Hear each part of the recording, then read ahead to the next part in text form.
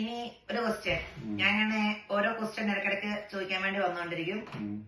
അതായത് ദുബായിലെ ഓസ്ട്രേലിയയിലെ ഒരു കമ്പാരിസൺ ആയിരിക്കും ചോദിക്കുന്നത്. അപ്പൊ ദുബായിലും ജീവിച്ചിട്ടുണ്ട്, ഇവിടെയും ജീവിച്ചിട്ടുണ്ട്.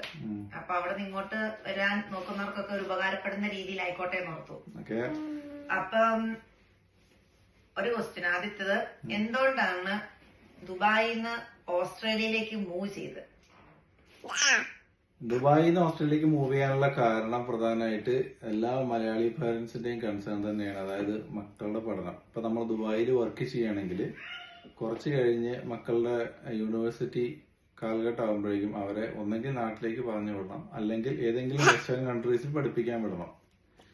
അപ്പം അതിലും നല്ലത് ഞാൻ വിചാരിച്ചു, നമ്മൾ ഓസ്ട്രേലിയയിലേക്ക് മൂവ് ചെയ്ത് കഴിഞ്ഞാൽ നമുക്ക് മക്കൾ അവിടെ തന്നെ പഠിപ്പിക്കുകയും ചെയ്യാം, അതേസമയം തന്നെ അവരെ മീറ്റ് ചെയ്യാനും പറ്റും, ഒരേ രാജ്യത്ത് താമസിക്കുന്നുണ്ട് എന്നുള്ള കാരണം കൊണ്ടാണ്.